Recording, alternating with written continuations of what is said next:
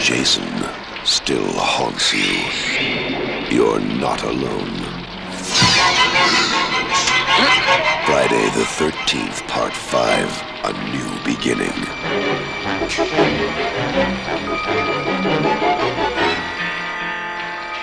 Severe trauma at age 12. Brutal self-defense, murder of a psychopathic killer. Boy, they've given him every therapy they can think of. It's wonder his mind isn't fried with all the drugs they've given him.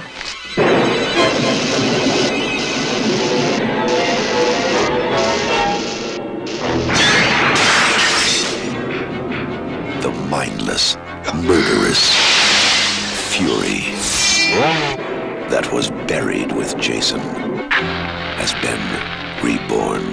Pete! And suddenly, terror has become child's play.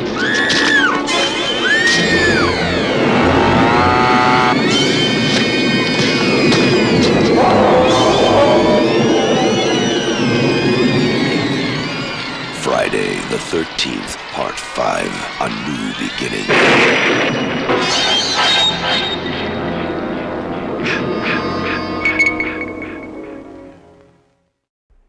Friday the 13th, Part 5, A New Beginning is the best Friday the 13th movie.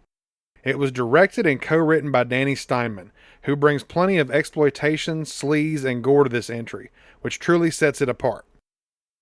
The plot follows Tommy Jarvis, the kid who killed Jason Voorhees in Friday the 13th, Part 4, the final chapter.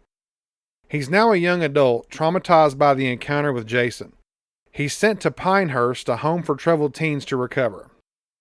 Not long after Tommy arrives, a series of brutal murders begin. Naturally, the local sheriff suspects Jason Voorhees has returned. Part 5 is known for upping the ante on both nudity and violence, with almost every other scene featuring some combination of the two. Since this was my first Friday the 13th experience, I was actually fairly disappointed when I got around to seeing the other movies because they were much more tame in this regard. Part 5 has the most beautiful women in the series and the most creative, gory, and brutal kills. Some examples of these kills include a road flare to the mouth, garden shears to the eyes, and my personal favorite, crushing someone's skull with a leather strap. Since I had seen no other Friday the 13th film yet, I came into the story very much in medias res. Tommy is barely able to communicate with anyone, suffering from intense flashbacks of Jason which I knew nothing about. I had to imagine what Tommy had seen or done that could have shattered his nerves.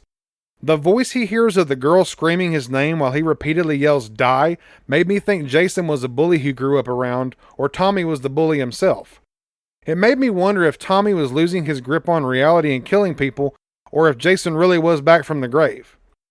This movie attempted to continue the series with a killer that isn't Jason Voorhees. While my judgment is likely substantially influenced by seeing Part 5 first, I think this was a great idea and would have liked to see the series run with it. It plays into the psychological trauma aspect and the idea that Jason is a symbol of terror rather than a singular entity, which is more in line with the spirit of the original. Jason wasn't the killer then either. If you're only going to see one Friday the 13th movie, it should be Part 5. It is pure exploitation cinema, which not only took Friday the 13th back to its roots, but also the slasher genre itself, with the traumatic backstory that keeps you guessing as to who is actually doing the killing.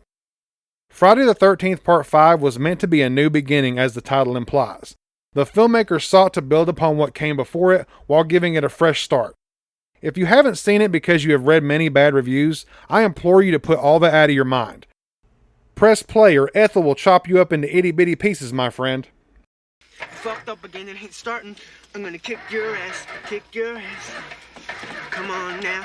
Come on, everybody, this ain't starting. Come on, motherfucker. Fix the fucking car. Come on. Fucked up again, you asshole. What you doing up there, Vinny? Rudy, rat-a-tat-tat-tat-tooey. Woo! All right, and we're off. Let's go!